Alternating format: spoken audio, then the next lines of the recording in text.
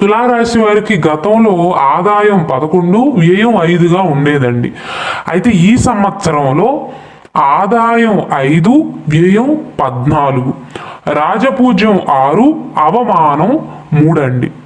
దుర్గాదేవి జ్యోతిషాలయం. మీరు ఎక్కడెక్కడో జ్యోతిష్యం చెప్పించుకుని నిరాశ చెంది ఉన్నారా? అయితే ఒక్కసారి ఈ గురువు గారికి ఫోన్ కాల్ చేసి చూడండి. ప్రేమ, పెళ్లి, ఉద్యోగం, రాజకీయం, విదేశీ ప్రయాణం, ధనం నిలకడగా లేకపోవటం, భార్యాభర్తల మధ్య గొడవలు, ఆస్తి తగాదాలు, అప్పుల బాధలు, ఎటువంటి సమస్యలకైనా రోజుల్లోనే పరిష్కారం చూపిస్తారు. గతంలో రాజపూజ్యం, అవమానం సమానంగా ఉండే. ఈ సంవత్సరంలో రాజపూజ్యం ఎక్కువగా, అవమానం తక్కువగా ఉంటుంది. మెయిన్ పాయింట్స్ కనుక చూసుకున్నట్లయితే తులారాశి వారికి 2026 జనవరి నుండి 2026 జూన్ 2వ తారీఖు వరకు ఈ ఫలితాలు అనేవి ఇప్పుడే అప్లోడ్ చేస్తున్నాం కాబట్టి జనవరి నుండి కూడా వివరిస్తున్నానండి. జూన్ 2వ తారీఖు వరకు అత్యంత అనుకూలమైనటువంటి స్థానంగా చెప్పవచ్చు. ఈ సంవత్సరం అంతా కూడా పాజిటివ్ గానే ఉంటుందా అంటే పాజిటివ్ తో పాటుగా నెగిటివ్స్ కూడా ఉన్నాయండి. దాని గురించి కూడా వివరిస్తాను. శని సంవత్సరంలో రోగస్థానంలో ఉంటాడు. ఈ సంవత్సరంలో మీకు ఏలినాటి శని కానీ, అష్టమ శని కానీ, అర్ధాష్టమ శని కానీ, సప్తమ శని కానీ జరుగుటలేదు. శని 6వ ఇంట్లో ఉండటం మంచిది, ఆరోగ్యానికి మంచిది, శత్రువుల నుండి వచ్చే సమస్యలకు బలాన్ని ఇస్తాడండి. రాహువేమో 5వ స్థానంలో, కేతువేమో 11వ స్థానంలో, జూన్ 2వ తారీఖు వరకు గురువేమో భాగ్యస్థానంలో ఉంటాడు. కాబట్టి జూన్ 2వ తారీఖు వరకు ఆర్థిక సంబంధిత సమస్యలకు పరిష్కార మార్గాలు అనేవి లభిస్తాయి అని చెప్పవచ్చు.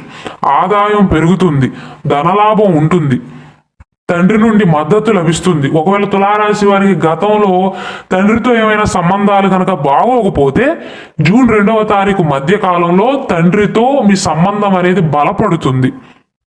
ఉద్యోగంలో పదోన్నతి, బదిలీలు లభించటం కానీ, వ్యాపారంలో భారీ లాభాలు కానీ, కాంట్రాక్టర్లకు కొత్త కాంట్రాక్టులు లభించటం కానీ, శని అనుకూలంగా ఉండటం వల్ల శత్రువుల పైన మీ ప్రభావాన్ని చూపిస్తారు. అంటే మీకు గనక శత్రువులు ఉన్నట్లయితే, లేదా కోర్టు సమస్యలతో ఇబ్బందులు పడుతున్నట్లయితే, మీ పైన ఏడ్చే వాళ్ళు ఉన్నట్లయితే శని అనుకూలంగా ఉన్నాడు కాబట్టి మీ శత్రువులు మిమ్మల్ని ఏమీ చేయలేరండి. వారి మిమ్మల్ని కొంచెం ఏమైనా ఇబ్బంది పెట్టినా చివరికి విజయం అనేది మీదే అవుతుంది. ఒకవేళ ఈ సంవత్సరంలో శత్రువులను తొక్కేయాలి అనేటువంటి ప్రయత్నాలు తులారాశి వారు కనుక చేయదలుచుకున్నట్లయితే మీకు అనుకూలంగా ఉంటుంది. మీ శత్రువులు మిమ్మల్ని ఏమీ చేయలేరు. శని వల్ల బలం అనేది ఏర్పడుతుందండి. 6వ స్థానాన్ని రోగస్థానం, శత్రుస్థానం అంటారు. శని వంటి పాపగ్రహాలు 6వ స్థానంలో ఉండటం మీకు అనుకూలం. శని అనుకూలిస్తున్నాడు కాబట్టి తులారాశి వారికి పెద్ద ఇబ్బందులు ఉండవండి. అయితే ఆర్థిక పరంగా కొంత సమయం అనేది మీకు అనుకూలంగా లేదు, అది కూడా వివరిస్తాను. జూన్ 2వ తారీఖు ముందు వరకు కుటుంబంలో సంతోషం, ప్రశాంతత నెలకొంటుంది. తీర్థయాత్రలు చేసే అవకాశాలు ఉంటాయి. తులారాశి వారికి ఆధ్యాత్మిక పైన ఆసక్తి కలిగే అవకాశాలు ఉంటాయి. ఆరోగ్యం అనేది మెరుగుపడుతుందండి. ఉత్సాహంగా ఉంటారు. దీర్ఘకాలిక అనారోగ్య సమస్యలతో కానీ, శారీరక గాయాలతో కానీ ఎవరైనా తులారాశి వారు బాధపడుతున్నట్లయితే వారు త్వరగా కోలుకోగలుగుతారండి. కాబట్టి జూన్ 2వ తారీఖు వరకు ఆదాయపరంగా, ఆరోగ్యపరంగా, శత్రువుల విషయంలోనూ, కుటుంబ సంబంధిత వ్యవహారాలలో అనుకూలంగానే ఉంటుందండి. అయితే ఎవరైతే సంతాన ప్రయత్నాలు చేస్తున్నారో వారికి అనుకూలం కాదు.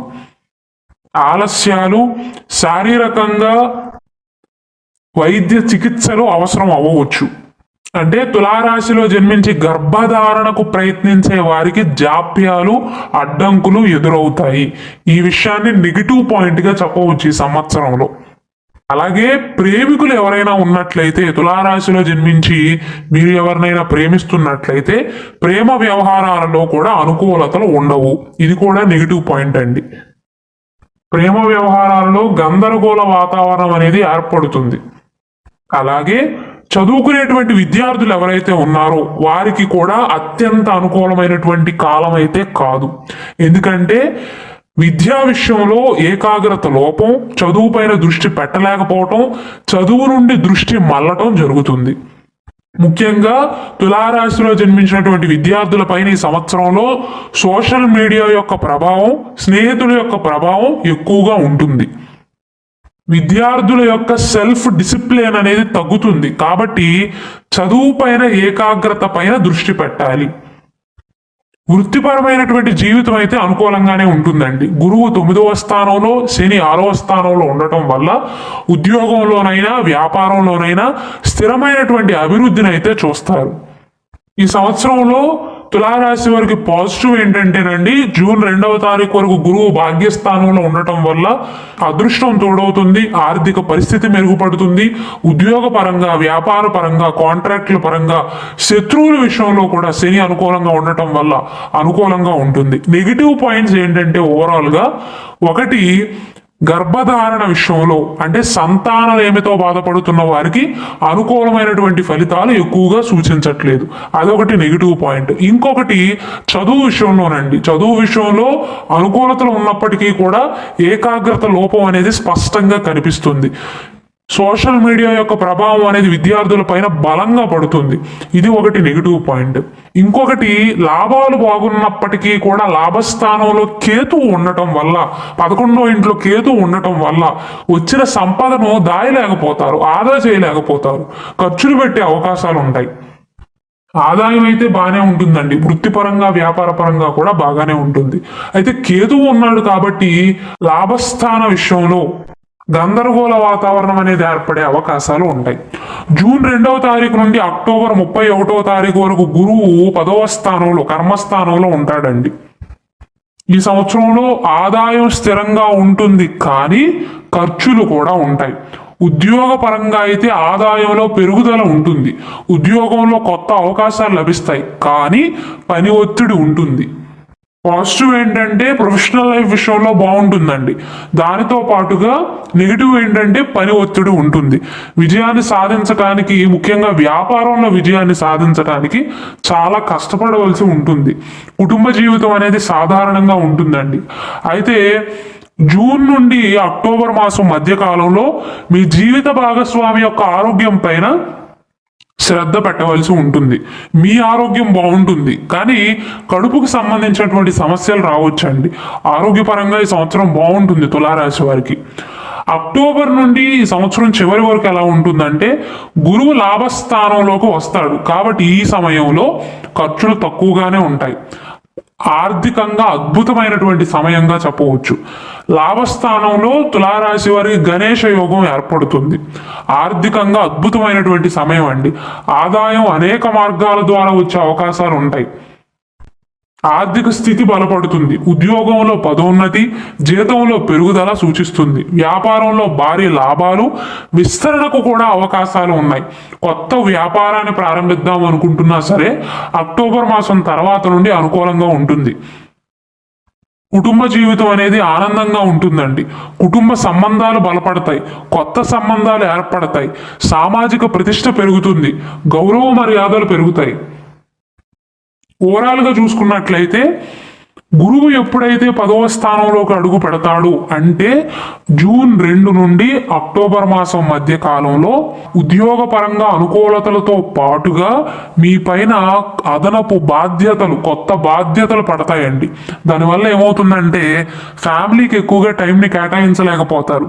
ఎక్కువగా పని పని పని పని మీదే దృష్టి పెట్టవలసి ఉంటుంది.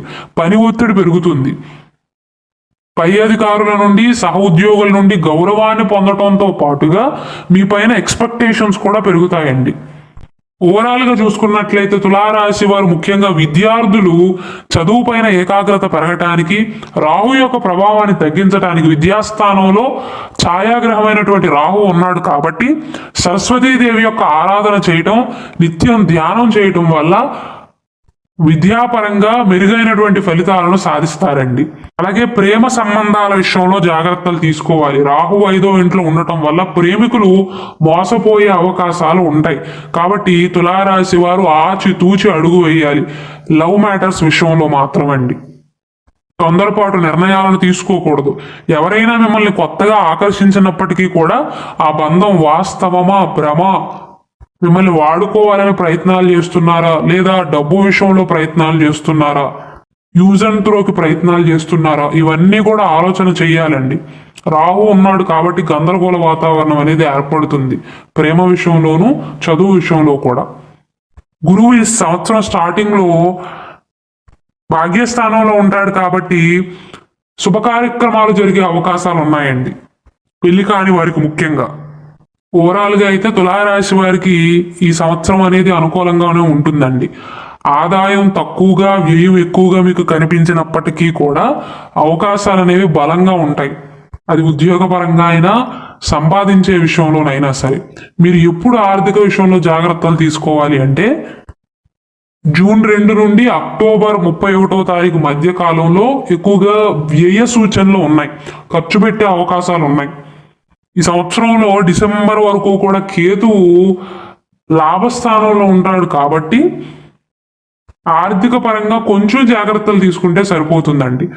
రాజపూజ్యం ఎక్కువగా, అవమానం తక్కువగా ఉంది కాబట్టి హోదా ఎక్కువగానే ఉంటుంది ఈ సంవత్సరంలో. పరిహారాల విషయానికి వస్తే శుక్రవారం నాడు సరస్వతీదేవి వారిని కానీ లేదా లక్ష్మీదేవిని పూజించటం, తెల్లని వస్తువులను దానంగా చేయటం మంచిదండి. అలాగే మీకు ఆరోగ్యం సహకరిస్తేనే శనివారం నాడు ఉపవాసం ఉండటం, శనివారం మాంసాహారాన్ని ముట్టుకోకపోవటం, నూనెతో దీపాన్ని వెలిగించటం లేదా హనుమాన్ చాలీసాని పఠించటం మంచిదండి.